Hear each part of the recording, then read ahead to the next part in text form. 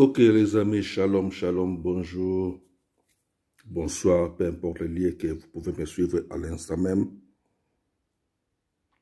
Je vais parler maintenant des anges dans le christianisme. Donc, comme j'avais dit, je vais essayer de commencer ces jours-ci de lire quelques pages ou quelques paragraphes dans des livres que j'ai chez moi. Et comme j'avais dit que j'ai plusieurs livres, beaucoup de livres même. Je peux en avoir plus que 500 même, si je peux dire, plus même. Et cet instant, je vais vous lire une page d'un livre qui parle des anges. Et je prends les anges dans le christianisme.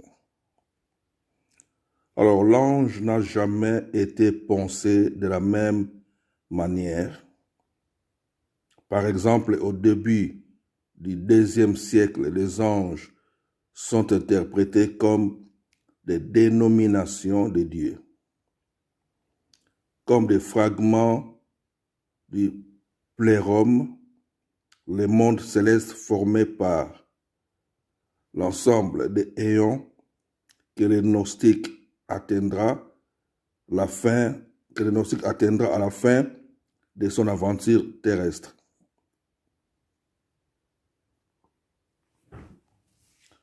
Dans la théologie suivante, les substances séparées d'Aristote ou de Platon sont considérées comme des anges.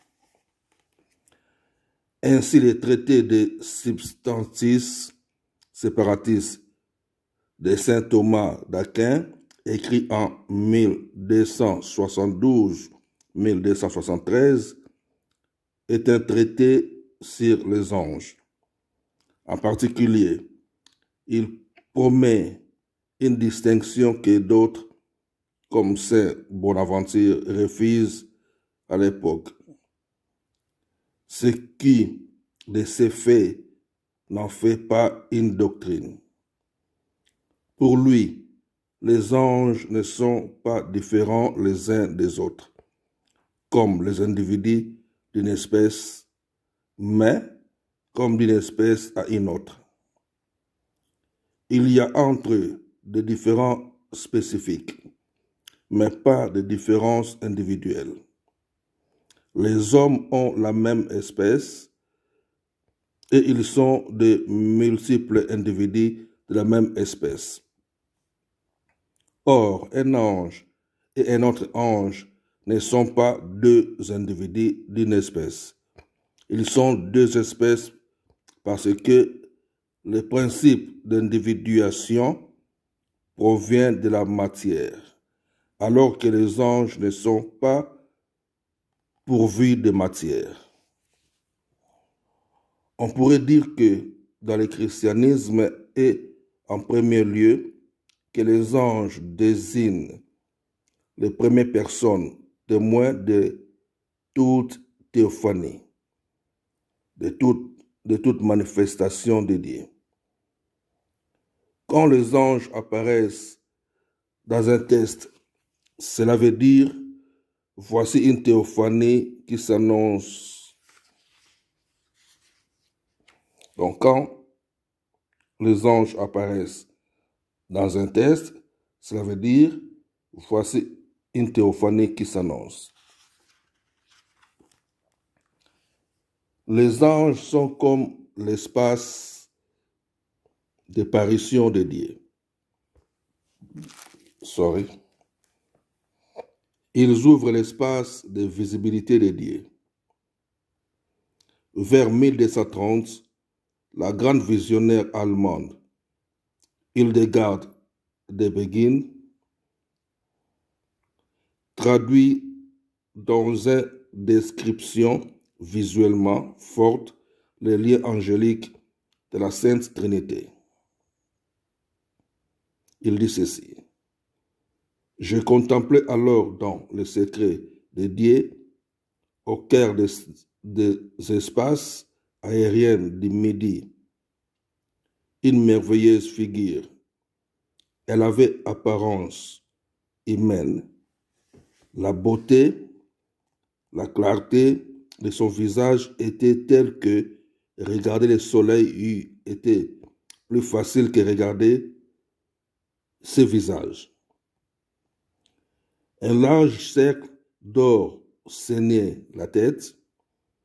Dans ce cercle, un deuxième visage, celui des vieillards, dominait le premier visage.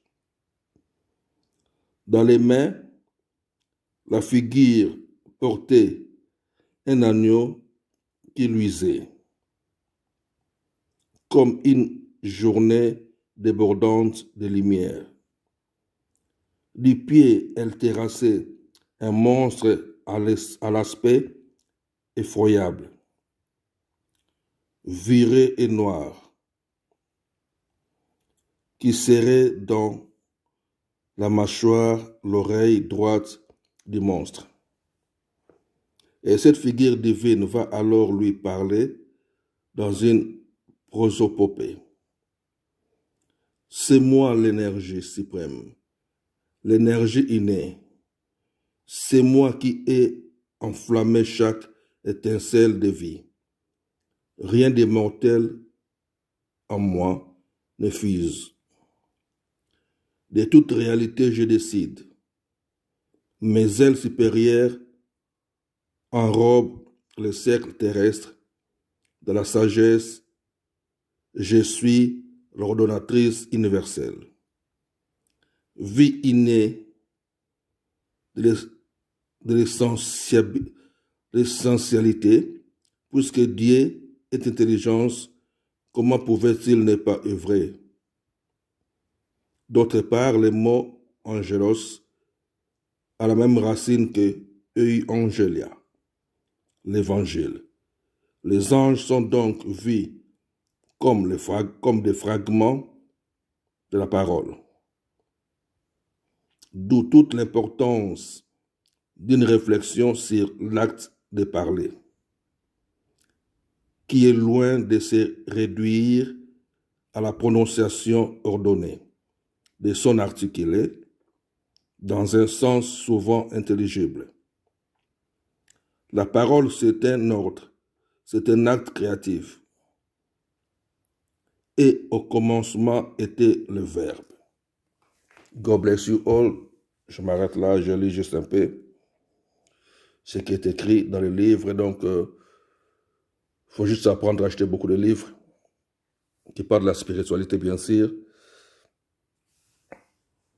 Et ça, c'est le mystère des anges d'Odile Alleged. Toujours, je suis dans ce livre pendant ces quelques jours.